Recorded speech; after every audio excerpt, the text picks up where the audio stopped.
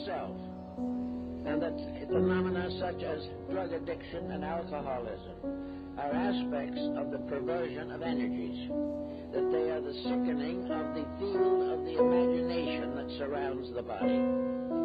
So we have a problem that goes back to the dawn of time as to what is imagination, how does it work, and is there a solid structure there, and how can we direct it, or how does it direct us? All this was part of ceremonial magic, became involved in the Kabbalah, and has more lately taken its place in metaphysical psychology. All of these elements, therefore, must be brought down to some level where we can use them, where we can find out what they're doing to us or what we are doing to them. At the present moment, the astral light is largely the product of what we have done to it. This field is a kind of field of the ghost world. It is the field of the invisible, but in a sense bound to the visible form of life. The Egyptians knew this ghost or phantom world. They also equated it with sleep and dreams, and believed in many cases, and perhaps correctly, that the dream life of the individual is not a mere fantasy. It is a fantasizing of something else. Anyway, we find in modern thinking there has come out of it all a kind of concept of magic. The magic of accomplishing certain purposes by dramatic intensities of the will. With magic also has come an absolutely necessary correlative, and that is ritual. Now, the Indian on the reservation here in the Southwest is a good example of a primitive magic lingering on through time. An Indian finds a little pebble. It is a nice little pebble. He puts it away to keep, but the pebble is still a pebble. But later he finds another pebble, which he likes, and he puts it side by side with the first one. He likes the combination, so he ties a thread around it and put a feather in one end, and it isn't two little rocks anymore. It is now a fetish. Now, a fetish is something that has magic power, a combination of things that is not ordinary. Things in their ordinary states are not fetishes, but when they are put into an extraordinary relationship with themselves or each other, then they gain magical influence.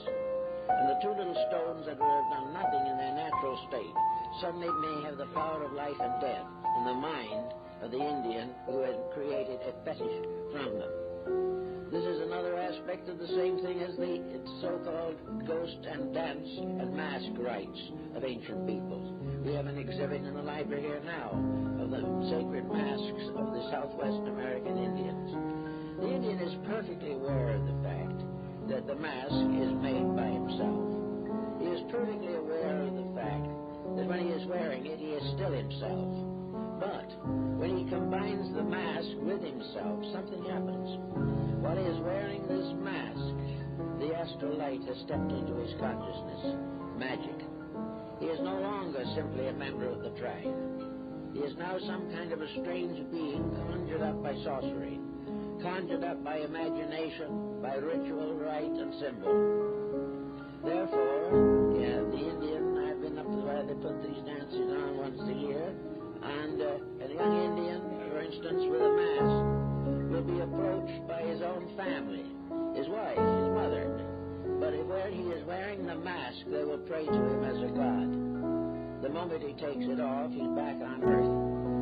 But in the midst of ritual, of magic, of transformation, something happens. Eliphas Levi, the French transcendentalist, says that these things are creatures of the astral light. There's something that is not really imaginary, and yet is. Something that gains a new dimension. In spite of the strange fantasy of it, we realize that this type of thing has been in religion since the beginning. One of the most common forms of this in religion is a relic. Something that belonged to a venerated person. Something that has healing power because it belonged at one time to the body of a saint or something of this nature. These things are extensions. And like the healings of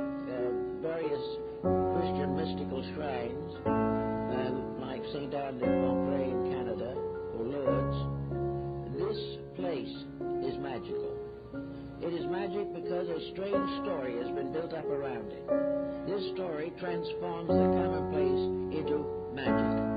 Magic of ritual, magic of sacred accounts, legends, lore, and all these things suddenly transform objects of common usage into things extremely uncommon, things possessing strange and secret powers. Now, where do these powers come from? In a sense, they must come from believing. If you did not believe in them, they would not exist. But what is it in the person that by believing can change his entire life? What is it that when an individual, for instance, is converted to a religion, that this conversion, in words, laying on of hands, or some symbolical ritual, suddenly transforms him? He has ceased to be a sinner and is becoming a saint. Some strange healing takes place from a source difficult to analyze. All these different mysteries seem to belong to an invisible realm that is very close to us, and which under certain conditions becomes available to us. A realm which perhaps we contact in sleep, in dreams, in nightmares, in trances, and under psychic pressures, as through a medium or something of this nature. There is some mysterious contact which suddenly changes the commonplace, that makes us believe things that in our more sober moments we would not believe. But whether they are sober moments or not, when they happen, even the skeptic is profoundly influenced. There is something around us that the ancients knew.